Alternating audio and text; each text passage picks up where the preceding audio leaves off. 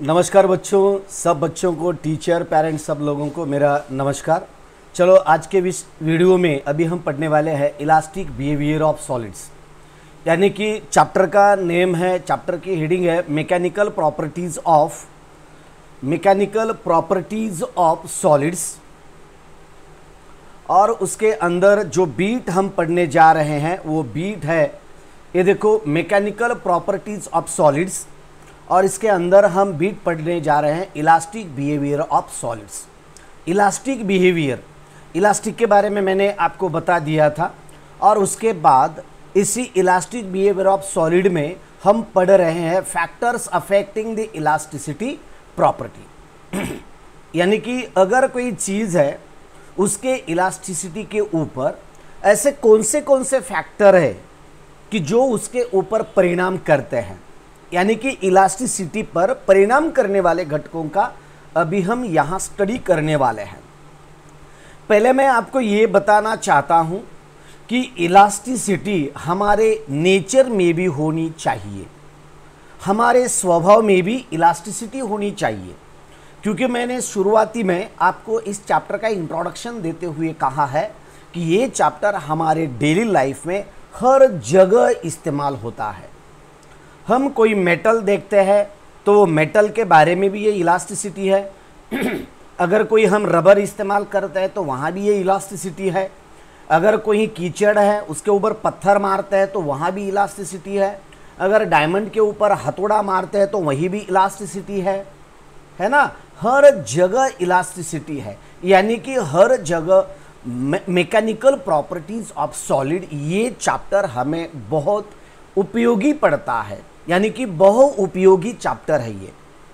इसलिए ये चैप्टर जब हम पढ़ते हैं तो हमारे जो कुछ भी डेली लाइफ के कंसेप्ट है, डेली लाइफ में जो भी कुछ हम चीज़ें पढ़ते हैं, देखते हैं, हम इस्तेमाल करते हैं, उसे ये मैकेनिकल प्रॉपर्टीज उसमें है क्या, आपको पहले सोचना होगा। और जब ये चैप्टर आप पूरा का पूरा चैप्टर आप पढ़ोगे तो चैप्टर पूरा होने के बाद आपको पता चलेगा कि हमारे जीवन में हर एक जगह, हर एक कंसेप्ट में ये मैकेनिकल प्रॉपर्टीज बहुत ही इंपॉर्टेंट रोल प्ले करता है सॉलिड के बारे में। तो मैं अभी बता रहा था कि हमारे नेचर में, यानी कि हमारे स्वभाव में भी एक इलास्टिसिटी प्रॉपर्टी होनी चाहिए।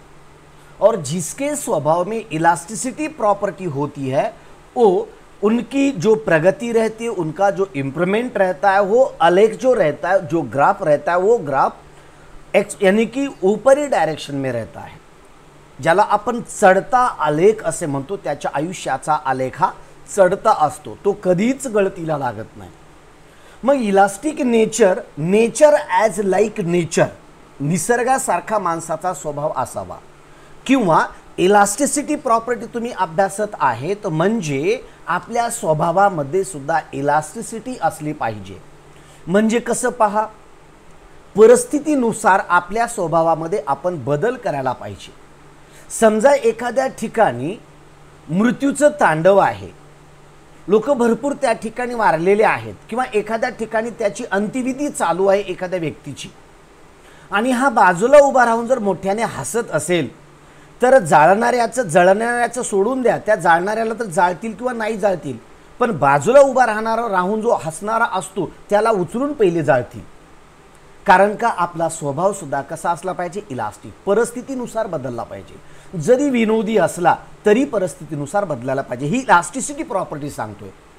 म्हणजे हे फिजिक्स आहे, हे फिजिक्स सुद्धा आपल्या दैनंदिन जीवनामध्ये सुद्धा उपयोगात आणलं पाहिजे ही प्रॉपर्टी, आहे की नाही। म्हणजे एखाद्या वेळेस राग आला, समजा घरामध्ये राग असेल, राग वैताग असतातच ह्या परिस्थिती, परंतु समजा एखादं छोटंसं बाळ आलं, तुमच्या घरामध्ये काहीतरी गरम वातावरण झालेलं आहे, टेन्शन आहे, रागारागामध्ये एखाद्याचे वडील करत आहेत, पण त्याच्या बाजूला जर एक छोटासा तर 3-4 वर्षाचं जर मूल जर चालत जर आलं असेल आणि तो जर पप्पा जर मोठमोठ्याने जर ओरडत असेल, मोठमोठ्याने जर भांडत असेल, तर मित्रांनो त्या छोट्याशा बाळाच्या मनावर खूप वाईट परिणाम होत असतो। तोच मला इथं सांगायचं आहे। म्हणजे नुसतं elasticity, plasticity, behaviour, stress, strain हे जर सर्व आपण जर पाहत राहिलोच तर मग आपल्या स्वभावात कधी आपण बदल करायचा, तर इलास्टिसिटी आपल्या स्वभावात असली पाहिजे, हे तुम्हाला इथं मला सांगायचं आहे. ओके, चला आता आपण पाहूया इलास्टिक बिहेवियर. म्हणजे छोटंसं बाळ आलं की पटकन आपल्या स्वभावात आपण बदल करायला पाहिजे. समजा दोघा भावामध्ये भांडण असेल आणि आई जर तुम्हाला तिथं समजावत असेल तर पटकन स्वभावामध्ये आपल्या बदल करायला पाहिजे. आणि आई वडील आपणास जे काय सांगते ते आपण त्यांचं ऐकायलाच पाहिजे, ऐकायलाच पाहिजे. याला म्हणतात नेचर ॲज लाईक नेचर. म्हणजे मानवी स्वभाव हा निसर्गासारखा असला पाहिजे, त्याच्यामध्ये सातत्याने परिस्थितीनुरूप बदल असला पाहिजे. ओके, चला आता आपण विषयावरच बोलतोय मी. इलास्टिसिटी प्रॉपर्टीवरच मी तुम्हाला बोललेलं आहे, फक्त दैनंदिन जीवनाचा म्हणजे इथं उदाहरण दिलं आहे. मग इलास्टिसिटीमध्ये काय असतं की समजा एखादा रबर आपण स्ट्रेच केला आणि जर सोडून दिला तर तो मूळच्या ठिकाणाला येऊन बसत असतो. म्हणजे दॅट कॅन अपोज करतो. तो कशाला अपोज करतो?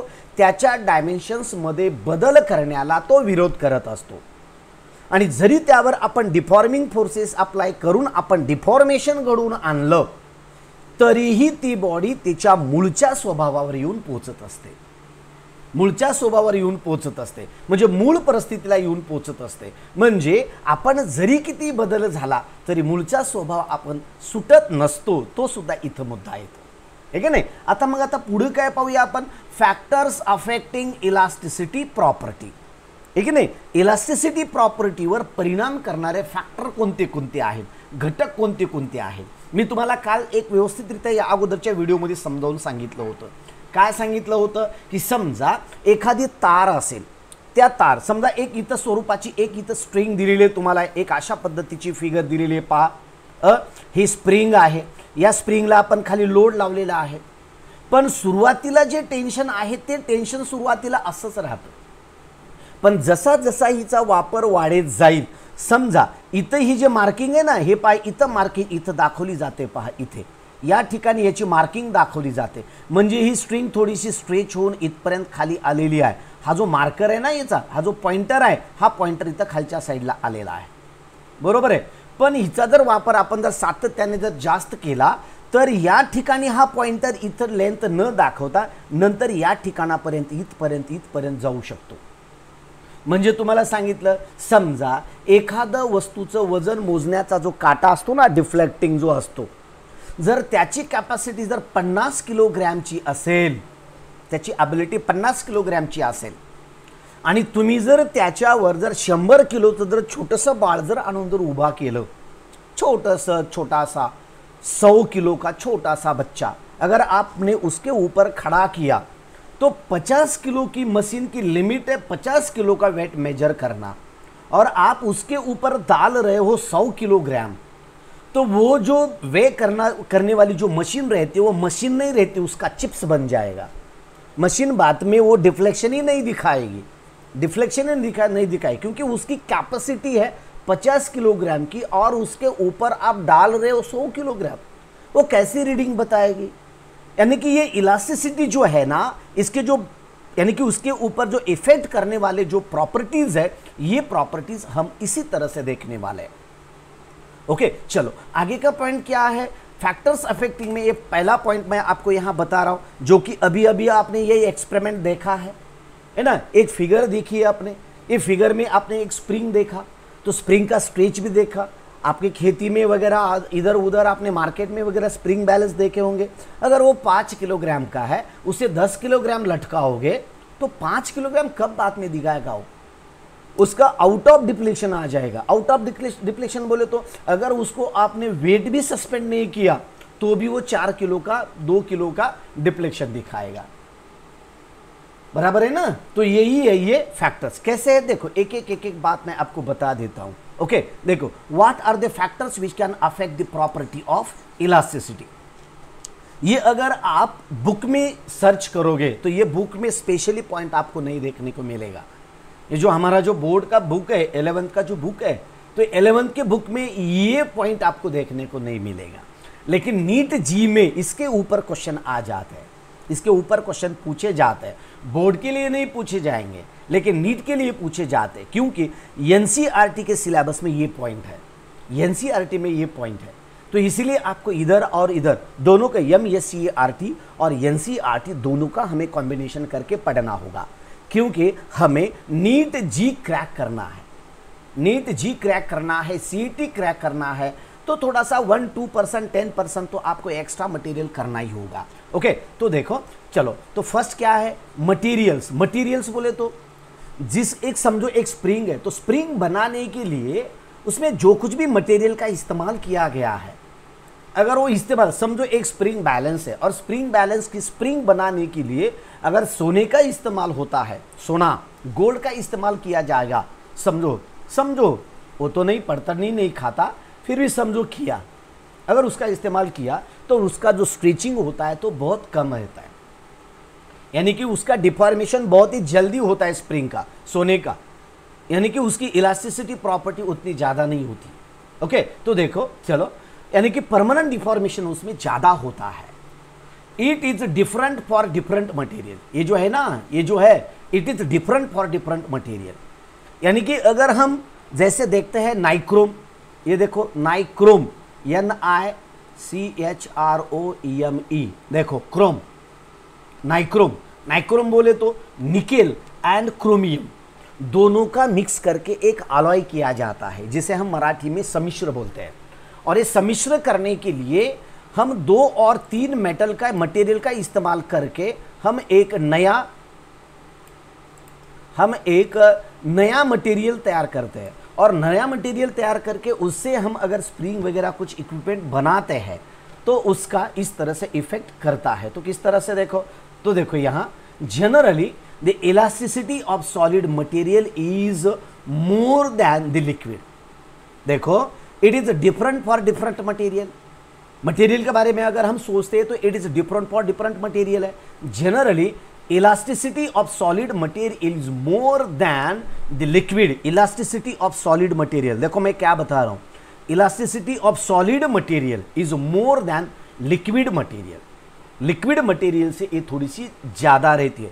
Okay, liquid material is more then, solid material is more than liquid material is more then gases, यानी कि सॉलिड मोर देन लिक्विड। ये देखो, और मैं बता रहा हूं, the solid material is more than liquid, solid की ज्यादा होती है लिक्विड से, और लिक्विड की ज्यादा होती है गैसेस से। Okay, elasticity property. देन आगे का पॉइंट देखो, टेम्परेचर। टेम्परेचर के बारे में हम क्या देखते हैं, तो देखो टेम्परेचर में generally rise in temperature causes to decrease the property of elasticity. Generally rise in temperature यानी कि टेम्परेचर में इंक्रीज होता है, राइज इन टेम्परेचर कॉजेस बदल होता है, causes to decrease the property of elasticity. जैसे जैसे टेम्परेचर बढ़ता है वैसे वैसे उसकी इलास्टिसिटी प्रॉपर्टी क्या होती है, डिक्रीज होती है। टेम्परेचर के बारे में, टेम्परेचर और इलास्टिसिटी प्रॉपर्टी का ए रिलेशन है, but some materials rise in temperature.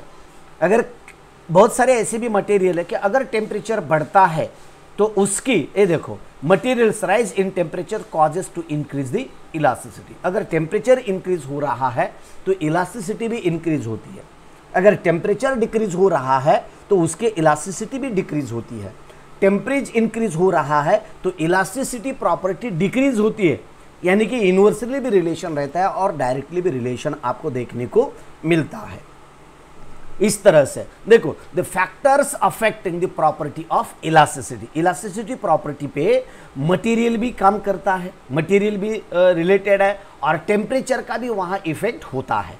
Temperature increase decrease होने की वजह से उसकी इलास्टिसिटी प्रॉपर्टी में भी इंक्रीज और डिक्रीज हो जाती है। ओके, उसके बाद हम देखते हैं, देखो इफेक्ट ऑफ एनिलीन, एनिलाइन। तो एनिलाइन बोले तो क्या है, देखो, it is a process of heating and slow cooling of the material.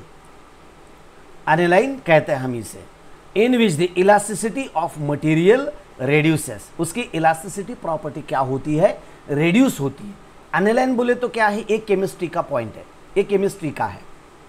Chemistry में जब हम किसी सब्सटेंस को टेम्परेचर देते हैं, और देखो it is a process of heating and slow cooling, उसे गर्म किया जाता है और उसे कूल करने के लिए एक कूलिंग मटेरियल में उसे रखा दिया जाता है, एटमॉस्फेयर में रखा जाता है, तो धीरे धीरे वो कूल होता है।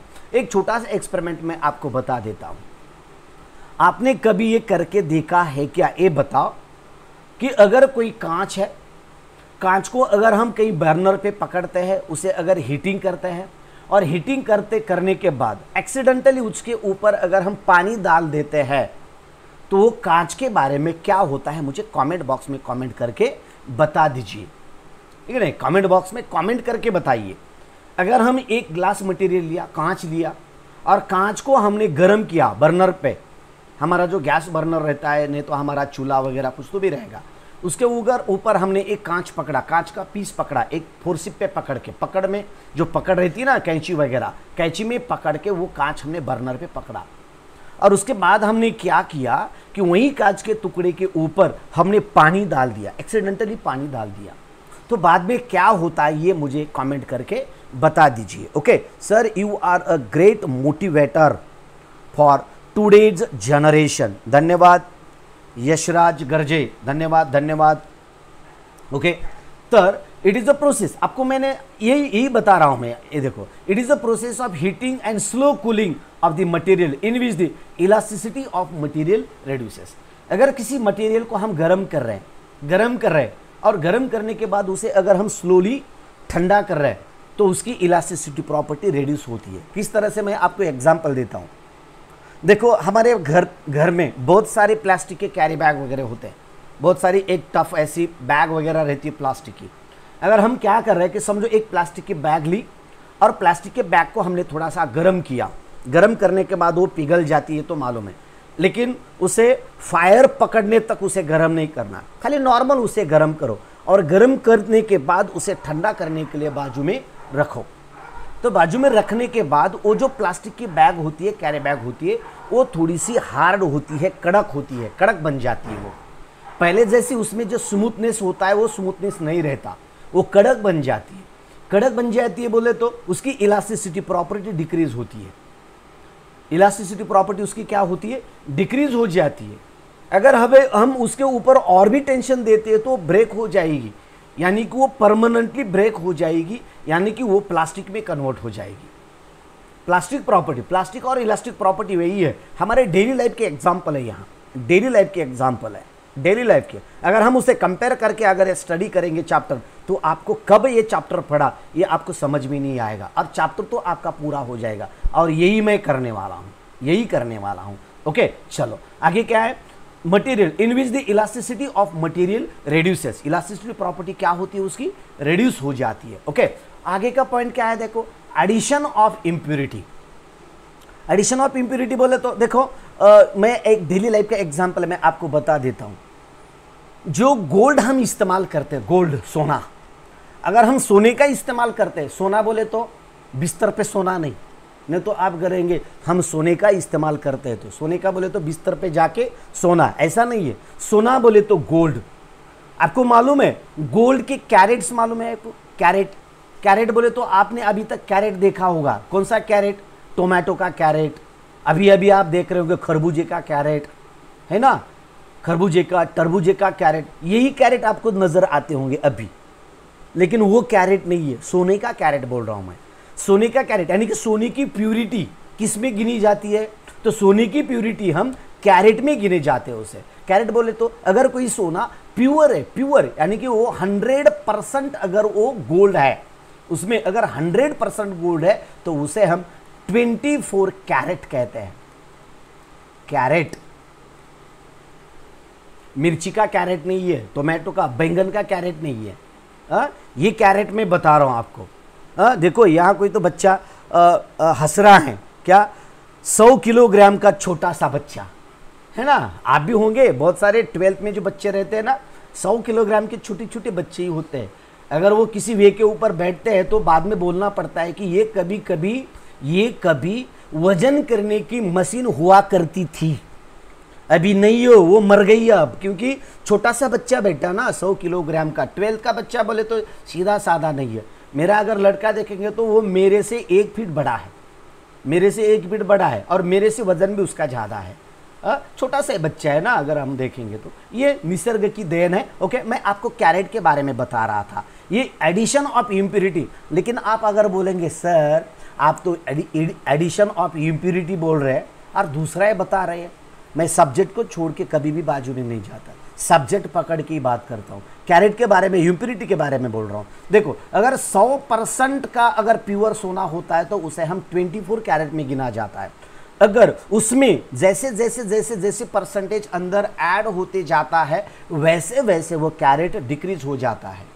यानी कि इसमें कॉपर का मिक्स किया जाता है, कॉपर को मिक्स किया जाता है। कॉपर मालूम है ना आपको, कॉपर, तांबा, तांबे का मिक्स किया जाता है और जैसे जैसे तांबर का एडिशन हो जाता है वैसे वैसे उसका कैरेट डिक्रीज हो जाता है। ये देखो 24 कैरेट के बाद में आता है 22 कैरेट, 20 कैरेट, इस तरह से कैरेट ये डिक्रीज होता है। 24, 22, 20 कैरेट। ये देखो यशराज गर्जे ने बताया है, यशराज गर्जे ने, इस तरह से ये कैरेट डिक्रीज हो जाता है। यानी कि सोने की प्रॉपर्टी, सोने की एडिशन डिक्रीज होती है और उसमें सोना कम होता है और उसमें कॉपर ज़्यादा होता है। धीरे धीरे धीरे कॉपर का परसेंटेज बढ़ जाता है, यानी कि इम्प्योरिटी बढ़ जाती है। देखो मैं ये एग्जांपल इसीलिए आपको बता रहा हूँ, अगर प्योर 24 कैरेट का सोना होता है तो इजीली बेंड होता है, इजीली बेंड होता है।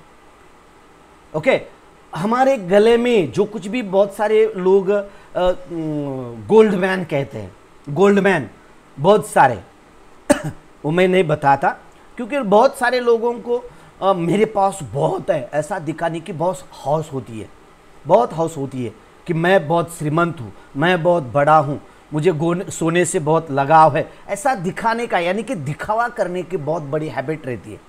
दूसरी किसी के पास से अंगूठियाँ लेके आते हैं और अपने हाथ में डाल के ऐसा बैठ के फोटो निकालते हैं, ये अंगूठी दिखानी होती है ना, ऐसा ऐसा बैठ के। लेकिन ये अंगूठी बनाने के लिए जो सोना इस्तेमाल किया जाता है वो होता है 24 कैरेट, 24 कैरेट का होता है। लेकिन जो पतला वाला सोना जो इस्तेमाल किया जाता है जैसे कि कानों में झुंबर वगैरह बनाने के लिए, तो वो होता है 22 कैरेट का होता है। उसके बाद जैसे जैसे हम कॉपर अंदर मिक्स करेंगे वैसे वैसे वैसे कैरेट का परसेंटेज डिक्रीज हो जाएगा। कैरेट यानी कि जो सोने की वैल्यू उसकी डिक्रीज होगी। यानी कि जो मंगलसूत्र बनाना होता है तो उसका कॅरेट अलग होता है। बोरमाळ म्हणतात मराठीमध्ये, बोरमाळ, बोरमाळ बनवण्यासाठी वेगळाच कॅरेट। म्हणजे काय, जर इम्प्युरिटी त्यामध्ये आपण जर ॲड केली तर त्याचा टणकपणा वाढत जातो, म्हणजे इलास्टिसिटी प्रॉपर्टी त्याची डिक्रीज होते, हे मला इथे सांगायचं आहे। सोन्याच्या बाबतीत सांगायचं नाही, सोन्याच्या बाबतीत सांगतो, सोन्याच्या बाबतीत एक छोटीशी गोष्ट सांगतो तुम्हाला, एक छोटंसं जोक सांगतो, चालेल ना? जोक सांगायचं का सांगा, सगळ्यांनी सांगा, जोक सांगू का? ओके चला।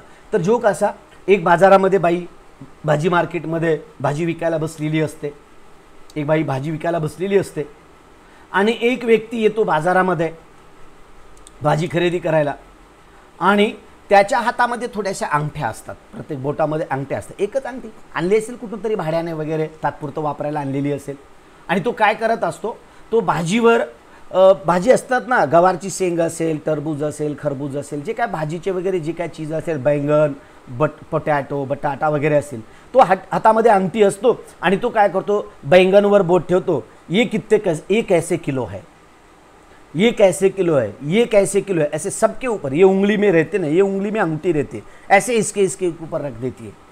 वो आदमी रखता है और उसका भाव पूछता है, उसका रेट पूछता है।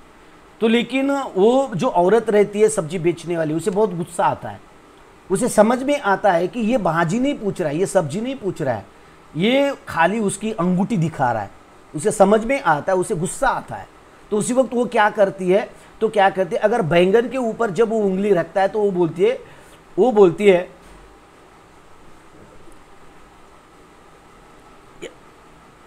20 रुपए किलो बोलती है, सॉरी 20 रुपए किलो, मैं क्या बोल रहा हूँ, 20 रुपए किलो, ये ऐसी दांत निकालते, 20 रुपए किलो कहती, दांत निकालती है, क्योंकि उसे दिखाना होता है, क्योंकि उसका दांत सोने का बनाया हुआ रहता है, उसका जो दांत रहता है ना वो सोने का बनाया हुआ रहता है। वो अंगूठी दिखा रहा होता है, वो बोलती है कि चलो ये अंगूठी दिखा रहा है तो मैं मेरा दांत दिखाती हूँ। वैसे है, अगर दांत भी बनाने के लिए परसेंटेज ऑफ गोल्ड कम रहता है और कॉपर की इंप्योरिटी उसमें ज्यादा होती है। ओके चलो आगे का पॉइंट क्या है, on addition of impurity to the substance elasticity property of material increases. Increases होती है, और डिक्रीजेस, इंक्रीज और decrease, but generally elastic property of material increases with the addition of impurity. Impurity add करने के बाद उसकी इम्प्योरिटी क्या होती है, उसकी इम्प्योरिटी एडिशन करने के बाद उसकी इलास्टिसिटी प्रॉपर्टी में चेंज हो जाता है। ओके, इंक्रीज होती है, डिक्रीज होती है, बट जनरली क्या होता है, but generally elasticity property of material increases. Elasticity property generally क्या होती है, उसकी इंक्रीज हो जाती है। Okay, on addition of impurity. एक एग्जांपल मैं आपको बता रहा हूं, देखो यही है, मैंने इसे भूल गया था। Elasticity of pure gold is less than the impure gold. Pure gold बोले तो 24 कैरेट की इलास्टिसिटी प्रॉपर्टी कम रहती है, क्योंकि अगर आप उसे बेंड करते हैं तो बेंड करने के बाद वैसे ही रह जाता है। इसलिए जो अंगूठी बनाने के लिए जो गोल्ड इस्तेमाल किया जाता है वो 24 कैरेट का रहता है। अगर जब हम मार्केट में बेचने के लिए उसे ले जाते हैं तो उस वक्त उसका ओरिजिनल रेट दिया जाता है, ओरिजिनल रेट में वो खरीदी किया जाता है। Okay, impurity, impure gold. Okay, impure gold बोले तो उसमें कॉपर का एडिशन रहता है। उसके बाद हैमरिंग एंड रोलिंग। ये देखो मैं आपको यहां एक एग्जांपल बताने वाला हूं। देवयानी एक पेपर घेऊन ये इकडे, एक पेपर, जो पेपर रहता है ना रजिस्टर का पेपर वगैरह, एक पेपर लेके आई इधर। Okay, hammering and rolling. Hammering बोले तो समझो एक मेटल है, और मेटल पे हमने क्या किया, हथौड़ी से उसके ऊपर मार दिया हमने, हथौड़ी से मारने के बाद वो मेटल क्या होता है, थोड़ा सा पसर जाता है, यानी कि वो थोड़ा सा शीट में बदल जाता है। अगर वो वायर भी है तो वो शीट में बदल जाता है, और में शीट में बदलने के बाद अगर हम उसे थोड़ा सा रोल करते हैं तो रोल करने के बाद उसकी इलास्टिसिटी प्रॉपर्टी डिक्रीज होती है। जैसे कि आपको एक मालूम है कि एक समझो हम पेपर लेते हैं, देखो एक पेपर नाही ना, साधा एवढा नाही लिहिलेला जरी खराब आली असलीस तरी चाललं असतं। ओके, देखो मैं आपको यहाँ एक प्रैक्टिकल करके बता रहा हूँ। ये देखो इस तरह से ये पेपर है ना, ये पेपर है। हैमरिंग एंड रोलिंग कह रहा हूँ मैं। अगर इसी पेपर को आप इधर से भी पकड़ेंगे तो ऐसा स्लैक हो जाएगा, ऐसा बन पड़ेगा, है ना, इस तरह से वो नीचे गिरेगा। लेकिन हम क्या करेंगे, इसे अब रोल करेंगे। ये मैं देखो आपके सामने इसे रोल कर रहा हूं, देखो इस तरह से।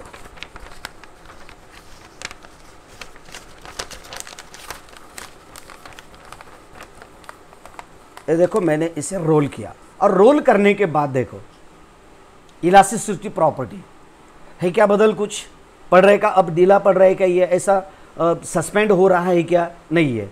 अब इधर से करें, यानी कि इस तरह से हैमरिंग एंड रोलिंग। अगर मेटल मटेरियल है उसे हैमर करने के बाद हम उसे रोल करते हैं, उसका पतरा करके उसे अगर रोल करते हैं तो उसकी इलास्टिसिटी प्रॉपर्टी चेंज होती है, यानी कि इंक्रीज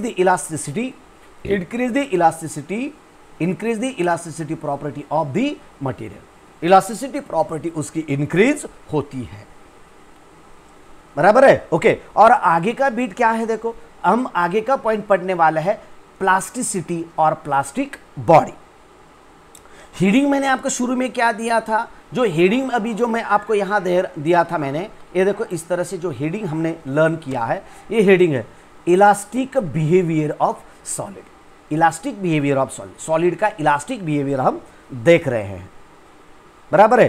तो solid, elastic behaviour of solid, solids का इलास्टिक बिहेवियर तो किस तरह से करता है। तो बिहेवियर बोले तो उसमें क्या आता है, देखो इस तरह से ये टेम्परेचर वगैरह, ये मटेरियल तो मैंने बता दिया क्या क्या इफेक्ट होता है। इसके बाद प्लास्टिसिटी एंड प्लास्टिक बॉडी, जैसे हमने शुरू में लर्न किया है इलास्टिसिटी एंड इलास्टिक बॉडी के बारे में हमने लर्न किया, इलास्टिसिटी एंड इलास्टिक बॉडी। अब हम क्या देख रहे हैं, plasticity and plastic body.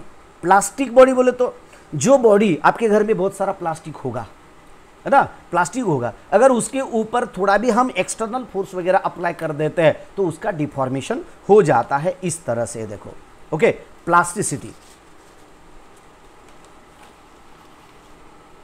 Okay, plasticity क्या है, प्लास्टिसिटी देखो, प्लास्टिसिटी की डेफिनेशन देखते हैं हम। The property of a material body by virtue of which it cannot regain its original shape. It cannot regain its original shape, cannot regain. Plasticity क्या है, ये एक प्रॉपर्टी है और ये can not regain its original shape, उसका original shape वो regain नहीं करता। यानी कि अगर कोई चीज़ है हम उसे ब्रेक कर रहे हैं तो ब्रेक करने के बाद वो ओरिजिनल पोजीशन पे नहीं आएगी, यानी कि उसका जो शेप रहता है वो शेप रिगेन नहीं करेगी। The property of a material body by virtue of which it can not regain its original shape, okay, और size after removal of deforming forces is called plasticity. यानी कि उसके ऊपर जो कुछ भी हम फोर्स अप्लाई करते हैं वो फोर्स अप्लाई करने के बाद वो परमानेंटली डिफॉर्मेशन हो जाता है, उसका परमानेंटली वो चीज़ ब्रेक हो जाती है, और परमानेंटली ब्रेक होने की वजह से उसे हम कहते हैं प्लास्टिसिटी। और एक बार देखो, the property of a material, एक मटेरियल की प्रॉपर्टी है, the property of a material body by virtue of which it cannot regain its original shape, it cannot regain, यानी कि ब्रेक हुई वाली चीज बाद में वैसे, यानी कि जैसी पुरानी थी वैसी बन जाती है क्या? नहीं है। आप अगर बोलेंगे सर वेल्डिंग करने के बाद, लेकिन वेल्डिंग दिख जाती है ना। उसी तरह से ओरिजिनल शेप और size after removal of deforming forces, deforming forces अगर हमने रिलीज भी किए, निकाल भी दिए, तब भी वो उसकी ओरिजिनल शेप और साइज हमें नहीं मिलती, तो उसी प्रॉपर्टी को हम कहते हैं प्लास्टिसिटी। और ये प्लास्टिसिटी प्रॉपर्टी जिस बॉडी में रहती है, जो बॉडी में हमें देखने को मिलती है, उसे कहते हैं हम प्लास्टिक बॉडी।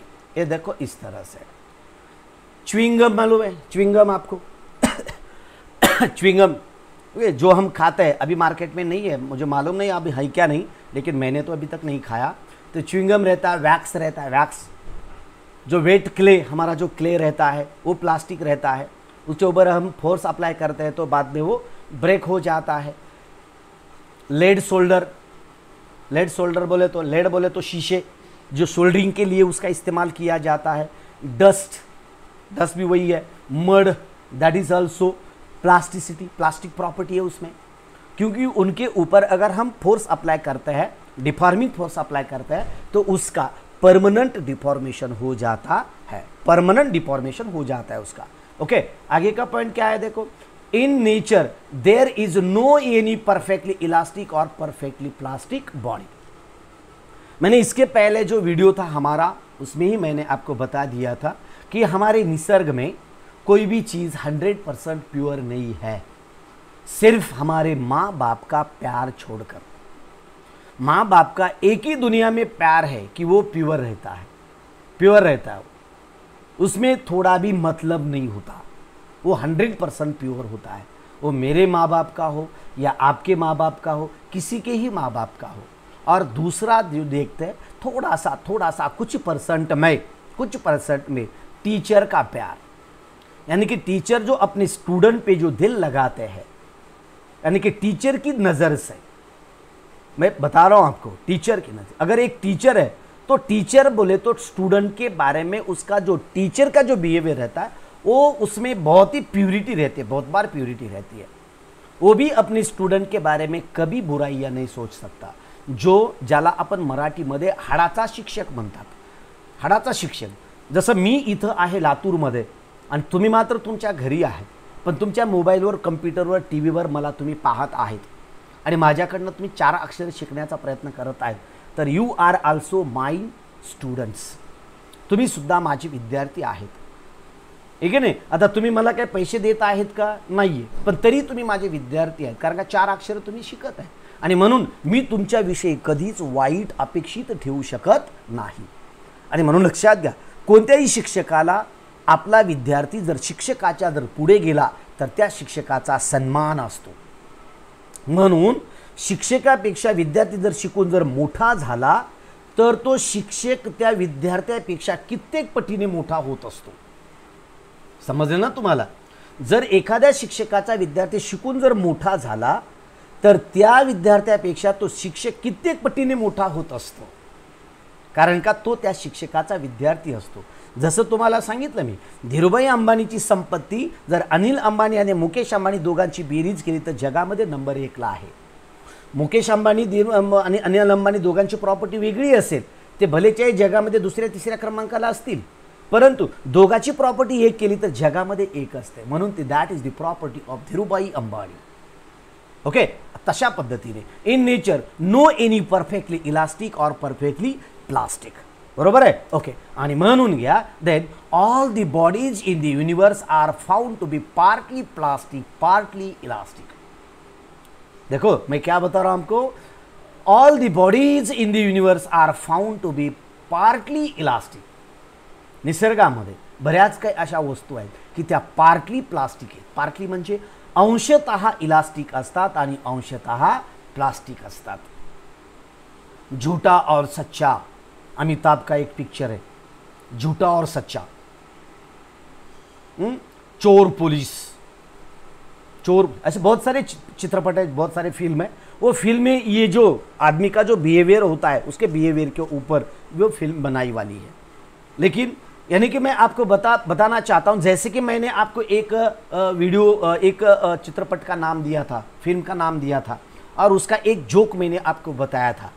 वो जोक आपको याद है क्या? देखो, मुझे गुस्सा नहीं आता. तो कौन सी वीडियो में मैंने कौन से क्लास में बता दिया ये मुझे याद नहीं है, लेकिन अभी भी मैं बता देता हूं. परफेक्टली इलास्टिक, ये देखो, partly elastic and partly plastic. दुनिया में कोई भी चीज़ आपको प्योर देखने को नहीं मिलेगी. वही एक एग्जाम्पल मैं आपको बताता हूँ. एक खेड़े गांव में, एक विलेज में एक पर्सन फेमस रहता है, उसे गुस्सा नहीं आता, गुस्सा नहीं आता. और वो इस तरह से फेमस रहता है कि सारे परिसर के जो लोग रहते हैं उनको मालूम होता है कि इस आदमी को गुस्सा नहीं होता, गुस्सा नहीं आता. माधुरी दीक्षित को भी पता चलता है, वहाँ उसी फिल्म में ये हीरोइन है माधुरी दीक्षित, और माधुरी दीक्षित को भी पता चलता है कि इसे गुस्सा नहीं आता. माधुरी दीक्षित एक शादी का प्रोग्राम रहता है. शादी के प्रोग्राम में उस पर्सन के पास जाके माधुरी दीक्षित बैठती है और उसे आदमी को पूछती है, आपको गुस्सा नहीं आता? तो वो पर्सन बोलता है, बहुत आनंद से बोलता है, नहीं मुझे गुस्सा नहीं आता. और बाद में और माधुरी दीक्षित पूछती है, सच में आपको गुस्सा नहीं आता? तब वो बोलता है, मुझे नहीं आता गुस्सा. और बाद में पूछती है, आपको गुस्सा नहीं आता? तो बोलता है, नहीं आता. ठीक है, माधुरी दीक्षित वहां से उठ के थोड़ी सी बाजू में जाती है और बाद में घूम के वहां आ जाती है और बार उनको पूछती है, आपको गुस्सा नहीं आता? तब वो बोलता है, आपको अभी भी तो बताया था मुझे गुस्सा नहीं आता. आता नहीं गुस्सा? नहीं आता. ठीक है, और दूर जाती है, थोड़ा सा घूम के आती है और एक बार आके पूछती है, आपको गुस्सा नहीं आता? तब वो बोलता है, आपको अभी तो बोला है ना मुझे गुस्सा नहीं आता कह के, हाँ समझ में नहीं आता. ठीक है, और वो सुनती है, थोड़ा दूर जाती है और दूर घूम के आती है और एक बार पूछती है, आपको गुस्सा नहीं आता? वो जोर जोर से चिल्ला के अपने केश नोच के वो बताते, मुझे गुस्सा नहीं आता, ऐसा सर पे मार के लेता है. देखो, कौन सी भी चीज परफेक्टली नहीं होती, यानी कि हम नहीं बोल सकते कि ये मुझे ऐसा नहीं है. यानी कि इस तरह से पार्टली इलास्टिक पार्टली प्लास्टिक. अगर 100% मुझे गुस्सा नहीं आता तो कभी वो बाद में गुस्सा नहीं करता हो. उसी तरह से ये है. ओके, चलो then as the elasticity property of body decreases after elastic limit. एक मर्यादा होती है जो कि मैं अभी अभी बताया, उसको गुस्सा नहीं आता लेकिन एक लिमिट पर है. इतना पूछा आपको गुस्सा नहीं आता, गुस्सा नहीं आता, गुस्सा नहीं आता, इतने बार पूछा कि उससे उसके गुस्से की लिमिट ही चेंज होगी, उसकी लिमिट ही हद ही होगी. और लिमिट होने के बाद as the elasticity property of body decreases after elastic limit the plasticity property of material increases. यानी उसके लिमिट के बाद इलास्टिक प्रॉपर्टी कंप्लीटली चेंज हो जाती है और उसमें प्लास्टिक प्रॉपर्टी इंक्रीज हो जाती है. यानी कि बाद में वो केस नोच के, बाल नोच के, जोर जोर से चिल्ला के उसने बता दिया, मुझे गुस्सा आता है नहीं आता कह के. इसी तरह से अगर कोई तार को हम उसे सस्पेंड कर रहे हैं, उसे वेट सस्पेंड कर रहे हैं, तो उसका भी एक लिमिट होता है. अगर समझो एक तार है और उस तार की लिमिट है 1 किलोग्राम की सस्पेंड करने की, उसकी एबिलिटी 1 किलोग्राम को सस्पेंड कर सकता है. अगर उसी तार को अगर आप 100 किलोग्राम सस्पेंड कर रहे होंगे तो वो तार कहने के लिए रह जाएगा क्या? नहीं, वो तार ही नहीं रहेगा, बस तो टूट जाएगा बोले तो उसके इलास्टिक लिमिट तक आएगा और इलास्टिक लिमिट के बाद आने के बाद वो नेक फॉर्म करेगा और नेक फॉर्म करने के बाद वो परमानेंटली ब्रेक हो जाएगा. यानी कि उसमें इलास्टिक प्रॉपर्टी डिक्रीज हो जाती है और उसमें प्लास्टिक प्रॉपर्टी आ जाती है. इसी कहते हैं हम इलास्टिक और प्लास्टिक बॉडी कहते हैं. इस तरह से मैंने आपको प्लास्टिसिटी एंड प्लास्टिक बॉडी बताने की कोशिश की है। अगर आपको समझ में आई है तो वीडियो को लाइक करो, शेयर करो और अपने दोस्तों तक इसकी लिंक भी शेयर करो, दोस्तों तक इसे शेयर करो, क्योंकि ये जो मैं बनाता हूँ, ये जो बना रहा हूँ, ये खाली आपके लिए बनाता हूँ। मेरे सामने एक बाजू में मेरी लड़की बैठी हुई रहती है और मेरे सामने एक लैपटॉप बैठा रहा होता है, लेकिन मैं ऐसा इमेजिन करता हूँ कि मेरे पास अभी जो है ना ये 15, अभी जो 15, 20, 25, 40, 50, 100 वगैरह बच्चे रहते हैं, 100, 150, 200 के आसपास। ओके, तो मैं समझ लेता हूँ कि मेरे सामने 200 बच्चे बैठे हैं और 200 बच्चे बैठे हैं, वैसे समझ के इमेजिन करके मैं आपको पढ़ा रहता हूँ, क्योंकि मैं नहीं देख सकता, लेकिन आप मुझे देख सकते हैं, है ना। आप मुझे देख रहे होते हैं, आपको मैं नहीं देख सकता, लेकिन मुझे आप देख सकते हैं। इसलिए मैं आप मुझे देख रहे इमेजिन करके मैं आपको ये पढ़ाता हूँ। इसलिए मैं आपको रिक्वेस्ट करता हूँ कि हर एक वीडियो को लाइक किया करो, क्योंकि अगर आप लाइक करते हैं तो ये वीडियो मेरा अच्छा है और मैं अच्छा काम कर रहा हूँ, ऐसा मुझे महसूस होता है। ओके, चलो, तो ये रहा, इस तरह से मैंने ये प्लास्टिसिटी और प्लास्टिक बॉडी के बारे में मैंने आपको बता दिया है। इसके बाद हम देखते हैं distinguish between elastic bodies and plastic bodies. Okay, distinguish between elastic bodies and plastic bodies, ये मैं आपको यहां बताने वाला हूं। छोटा छोटा पॉइंट्स है, हम अच्छी तरह से मैं आपको बता देता हूं। जो हमें देखते हैं ना, जो फिल्म का जो नाम मैंने बताया था, वो फिल्म का नाम क्या था, है क्या? ओके, गुड इवनिंग सबको, गुड इवनिंग बेटा। चलो, सबने कमेंट नहीं किया। यशराज गर्जे गुड इवनिंग बेटा। Ruya Chatar hi sir, good evening. उसके बाद sir you are a great motivator for today's generation. धन्यवाद, सलाम। क्या बोलते हैं उसे? ओके, उसके बाद 100% ट्रू वगैरह। हाय सर, अवंतिका पाटिल है, प्रकाश निमजे है। ओके, इतने सारे, ओके, इतने सारे बच्चे दिख रहे हैं आज। क्यों कमेंट नहीं कर रहे बच्चे आज? तुम कमेंट करो, चलो जल्दी कमेंट करो। Distinguish between the elastic bodies and plastic bodies. Elastic and plastic में हम डिस्टिंग्विश देने वाले हैं। ओके, चलो, मुझे अभी ये ख़त्म करना था वीडियो, लेकिन ये पॉइंट हम थोड़ा सा जल्दी ले लेते हैं। देखो, the bodies regain its original dimensions when deforming forces is removed. देखो, डिफॉर्मिंग फोर्सेस मैं अभी आपको और एक बार बताता हूं। इस वीडियो में अभी हम देखने वाले हैं distinguish between elastic bodies and plastic bodies. Elastic bodies and plastic bodies अभी हम देख रहे हैं। देखो, ओके, तो देखो, 2 कॉलम हमने बनाए हैं, आप भी 2 कॉलम बनाइए। सर 2.5 वर्ष झालं टीव्ही बंद आहे। Okay, hello sir, present sir. Okay, संदेश बिलाड़े, सब जो देख रहे हैं और सब बच्चे यहाँ कमेंट करो। इलास्टिक बॉडीज और प्लास्टिक बॉडीज 2 कॉलम करो आपके रजिस्टर पे। 2.5 वर्ष झालं टीव्ही बंद आहे। व्हेरी गुड बेटा। आता तुझ्याकडे 2.5 वर्षापासून टीव्ही बंद आहे। मी तुला जर सांगितलं तर तुला खरोखरच वेगळं वाटेल। आता तू यशराज गर्जे शिक्षक आहे का स्टुडंट आहे मला काही समजत नाहीये, पण माझ्याकडे टीव्हीच नाहीये। आता कसं? माझ्याकडे टीव्हीच नाहीये आज बऱ्याच वर्षापासून। एक जुना ओनिडाचा टीव्ही आहे माझ्याकडे, आणि तो जो माळ्यावर जे पडलेला आहे, मला वाटतं 6-7 वर्षाखाली तो बंद पडलेला आहे। तो माळ्यावरच आहे, घरामध्ये माळ्यावर ठेवून दिलेला आहे। टीव्हीच नाही माझ्याकडे। मोबाईलमुळे टीव्हीचा वापर कमी झालेला आहे। ओके ओके, एंड देन देखो, elastic bodies and plastic bodies के बारे में मैं आपको बता रहा हूँ। The bodies regain its original dimensions when deforming forces is removed. अगर किसी बॉडी के ऊपर अगर हम डिफॉर्मिंग फोर्सेस अप्लाई करके उसका शेप एंड साइज हम बदल देते हैं, लेकिन डिफॉर्मिंग फोर्स हम रिमूव करने के बाद that body can regain its original shape and size. वो बॉडी क्या करती है? उसका ओरिजिनल शेप एंड साइज वो रिगेन करती है, वापस लाती है। ओके, और प्लास्टिक बॉडी में देखते हैं तो इसके अपोजिट यहां आता है। तो अपोजिट क्या रहेगा? देखो, द बॉडी रिगेन, यहां क्या रहेगा? बॉडी डजंट रिगेन, खाली डजंट लिखा तो पॉइंट आएगा। ओके, देखो, the body does not regain its original dimensions when deforming force is removed. अगर हम डिफॉर्मिंग फोर्स रिमूव करते हैं तो वो बॉडी क्या करेगी, regain, that body doesn't regain its original shape और size after removal of deforming force.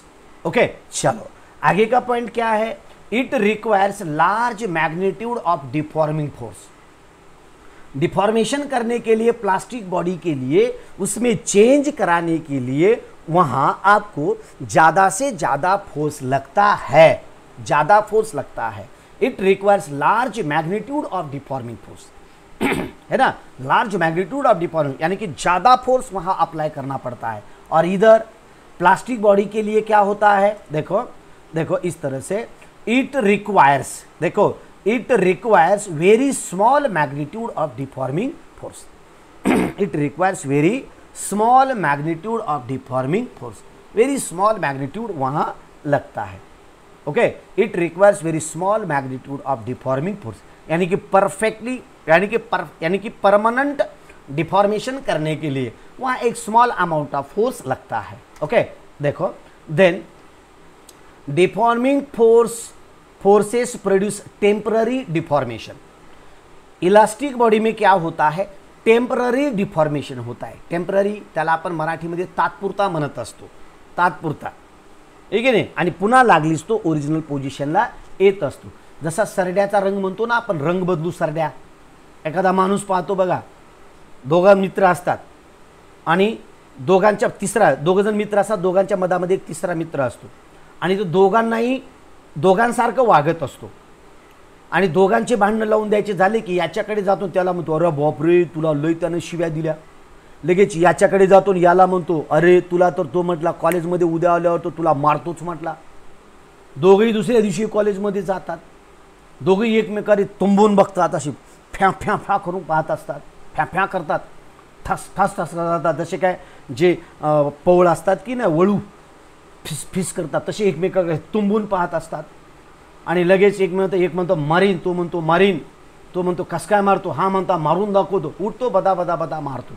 ह्या दोघांच्या मधामध्ये हा तिसरा भांडण लावणारा, जसं म्हणतो ना डिफॉर्मिंग प्रोड्युसेस टेम्पररी डिफॉर्मेशन, म्हणजे या दोघांमध्ये भांडण लावतो आणि परमनंटली एकमेकाला दूर करण्याचं काम हा व्यक्ती करत असतो। Okay, deforming forces produces temporary deformation, तात्पुरतं लक्षात द्या, तात्पुरतं डिफॉर्मेशन, आणि तात्पुरतं त्यांच्यामधलं भांडण होतं, नंतर दोघ जण एकत्र येतात आणि तो म्हणतो मला का मारला, हा म्हणतो मला का मारला, हा म्हणतो मला मारतो म्हणला, तो म्हणतो तू मला मारतो म्हणला, हा म्हणतो मी म्हणलोच नाही, तो म्हणतो मी म्हणलंच नाही, दोघांची सुलह होते, सुलह हो जाती है और ये झगड़ा किसने लगाया, वो दोनों ही पता लगाते हैं और ये दोनों मिलके ये तीसरे का चिप्स बना देते हैं।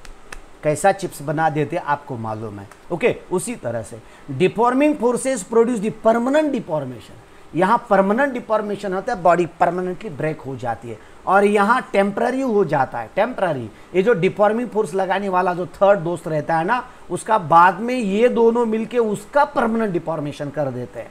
ओके, चलो आगे का पॉइंट क्या है, when an elastic body is deformed, देखो when an elastic body is deformed, अगर कोई चीज पर डिफॉर्मेशन होता है, okay when an elastic body is deformed then internal restoring forces are produced in the body. और एक बार, when an elastic body is deformed, अगर इलास्टिक बॉडी का डिफॉर्मेशन होता है तो क्या होता है, internal restoring forces are produced in the body.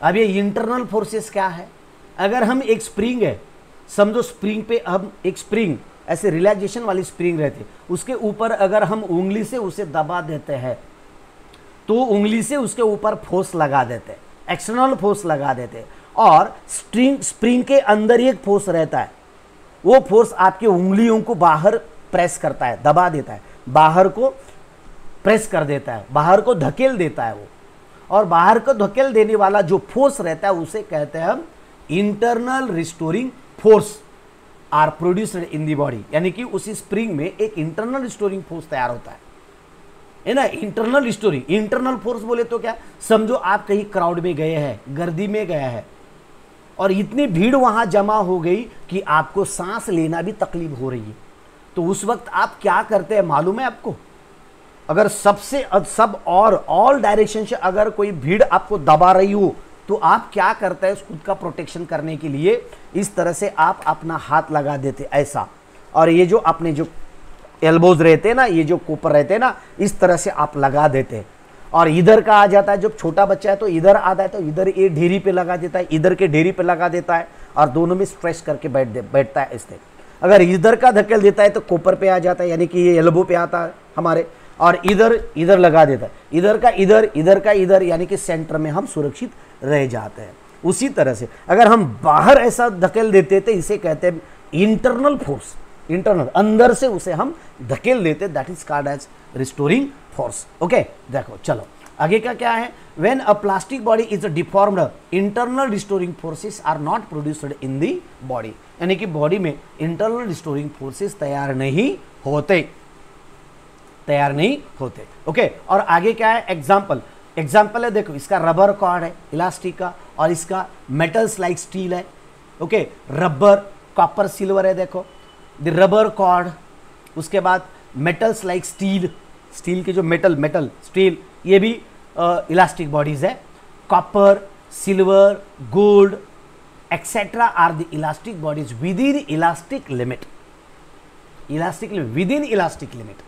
सहनशीलतेच्या अलीकडे, मुझे गुस्सा नहीं आता, ऐसा नहीं है, एक उसकी लिमिट होती है, लिमिट के बाद उससे भी गुस्सा आता है ना, वही है ये, एक लिमिट तक ये इलास्टिक प्रॉपर्टी, और लिमिट क्रॉस करने के बाद ये भी प्लास्टिक बॉडीज हो जाती है। ओके, देखो एग्जांपल्स, क्ले, चिखल, वैक्स, मेन, प्लास्टिसीड, पुट्टी, जो पुट्टी रहते हैं ना दीवार पे वगैरह, वॉल पुट्टी वगैरह, ये भी रहते हैं, एक्सेट्रा, दीज आर दी, ये क्या है, तो ये है देखो प्लास्टिक बॉडीज।